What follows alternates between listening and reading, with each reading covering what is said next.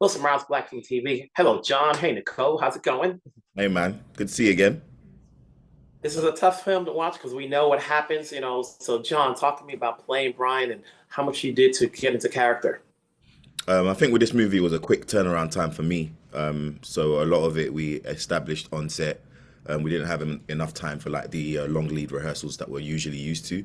But it was theatre. I think it was a lot about chemistry. It's a lot about a very very good script to begin with. Abby and Kwei-Armah, they really done a good job at just layering characters, giving us a set out story, and then we just kind of done it. I mean, I had conversations with Abby because she had all the documentation and details concerning the case, and then Brian specifically, and then we had contact with Brian's ex-wife Jessica, and a few other things to just get it done. What about you, Nicole? You seem to be working a lot these days. But every role is different from the other. What went into saying yes to taking on this one? What was you say that again? What was the process of taking it on? It's Yeah. Well, what went into saying yes to taking on this character? oh, I mean, why not? It's a real story. You're seeing everyday people step into heroism, specifically for Estelle. And I personally have family, uncles, cousins, grandfather, all served in the United States military in some way. And I know like my uncle came back a little bit different, and I felt like this was really well done. He came back without the support, and I saw in Brian Brown what that may have looked like, if it had gone further. So everything in me was like, let's jump in, let's do this.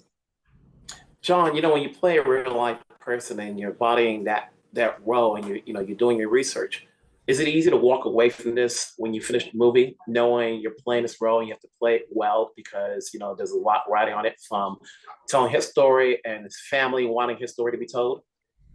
Yeah, I think we had them pretty much involved from the beginning, so we definitely felt like it was a collaborative effort. So you feel comfortable knowing that I wouldn't lay any kind of scene down without accuracy from the family, and also without her vision for the project being appreciated as well. So I felt good walking away from it as well. After we wrapped up, I felt like we had really definitely left it all on the dance floor in a sense.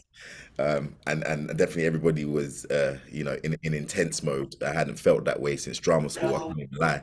So it felt good at that time to just kind of let it go and move on ish until the release.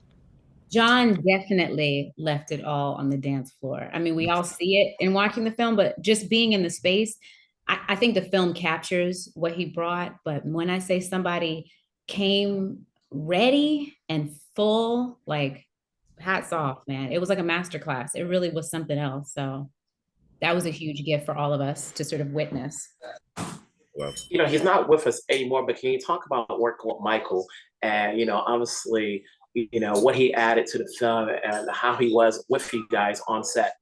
I Anyone really, can answer I that. really loved working with Michael. I actually personally requested him for the film and wrote him a nice letter, and you know how what you have to do, man, to get somebody on. He had to just come on for a few weeks and get paid peanuts to just join us on this little movie.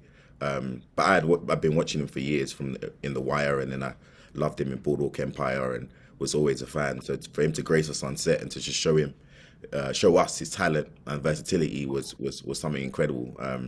And it was brilliant just chopping it up with him, just seeing what he's like in real life, especially for me, someone that's kind of like looked up, for years on. I just think he done a phenomenal job, and then yeah, it's obviously unfortunate to lose him in that way.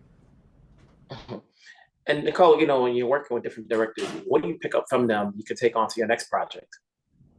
I think specifically for Abby, her dedication and her clarity about the way that she wanted the story to be told, she made it very, like really clear to us that we needed to treat this like theater and stay alive for one another. There are three of, I mean, there are a few more people in the bank in the beginning, but there are three of us, and we really had to kind of lean on one another to keep the stakes going. Of course, John came in with so much energy and specificity and passion, so it made it easy. But Abby sort of created this world that made it kind of easy to sort of make this thing come alive. And I think that's the thing, trusting them, going with the flow, and then every now and then, giving them a hard time. Yeah.